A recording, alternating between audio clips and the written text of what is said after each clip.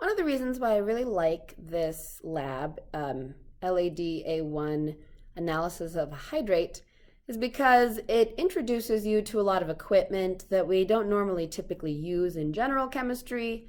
We don't use all of this throughout the rest of the AP Chem year either, but it's a nice experience for you to have if you're going to other future chemistry classes like analytical chemistry or biochemistry, so that you are familiar with some of this equipment. A lot of this first lab then is kind of more of a skills-based, and it ties in a lot of new equipment that you may not be familiar with.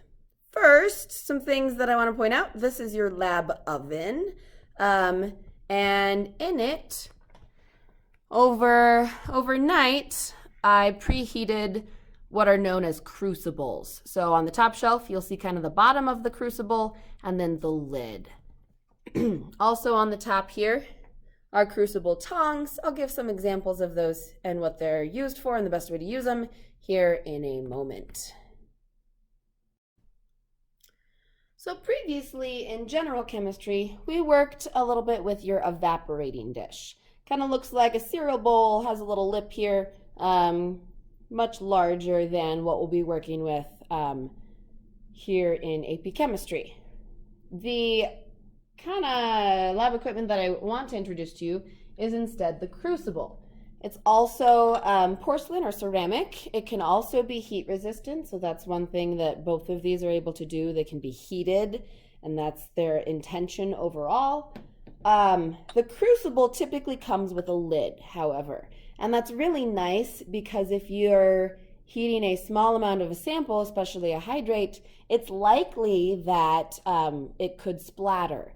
And especially when you are interested in a mass comparison, then the particles you're taking the mass of, you don't want to lose. And so that is when the lid is especially nice. Your evaporating dish, however, is really just for evaporating something you no longer want in your sample. So you're probably evaporating off some water from maybe some salt water,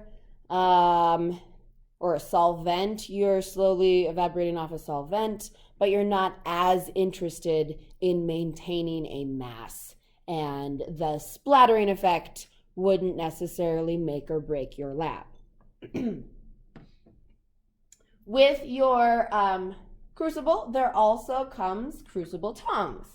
And your crucible tongs, a few things I want to say about them. First, if you push on them and they cross like this, yeah, those are probably not the best tongs you want to be using because it's likely that you're going to be dropping the crucible when you're using it.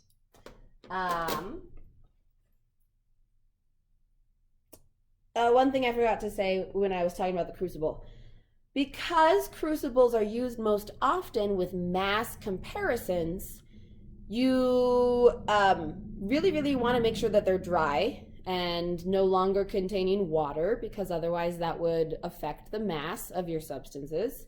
And so most often they're preheated in this lab oven. Therefore, we're also heating them typically on Bunsen burners. Therefore, your crucibles are most commonly quite hot.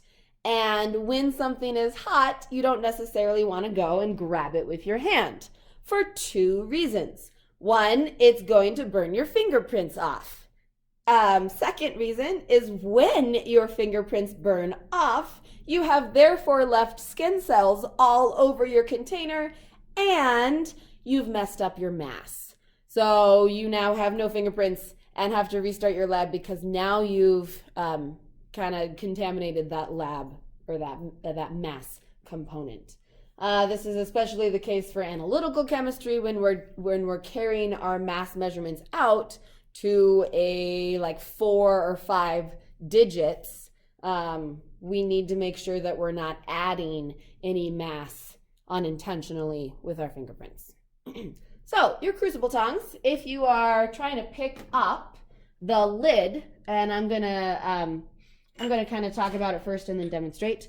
So I would recommend keeping this part of your crucible tongs flat against the lid. So that would give you a lot more surface area.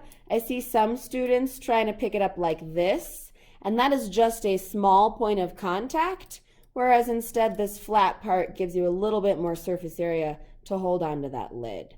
And so if you were trying to pull out, so if all of these were hot, you were trying to pull out your lid to take to your lab station, again, you would want to put it flat against the lid, grab it by the little handle there, and then carry it off to your station. It may be smart to take your gloves and kind of hover under, because it's likely, I like to call the crucibles the suicidal glassware, because it's really easy to drop or slip out of where you put it and go crash into the ground and break.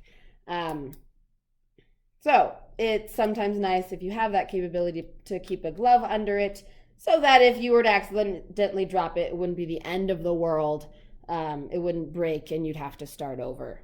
The lid is not as important as the base is. So your base is where you would obviously keep your chemicals that you're heating, and most often it requires multiple heatings, especially if you're evaporating off typically water. And if it breaks in the middle, well, you have to kind of start all over. So just be very careful with these, and that's why I would recommend those gloves again. The other thing about your crucible tongs is they have this little hole in the middle of them. That is intended for the base. So if you were to open your crucible tongs here and kind of fit that crucible in between that little hole, notice they are open. They're not completely closed all the way. So you do have to be careful walking across the classroom, but this is how you can keep your crucible and carry it around without hopefully breaking it. If it's a small area that you're trying to take to, or maybe it's a tight container like a desiccator, which we'll introduce here in a moment, it is possible that you could turn your tongs around and pick it up like this as well. That is fine, but maybe not as preferred if you're going a far distance. Again, I would recommend taking the gloves and keeping this below, or having the gloves below your crucible just in case it was to slip out.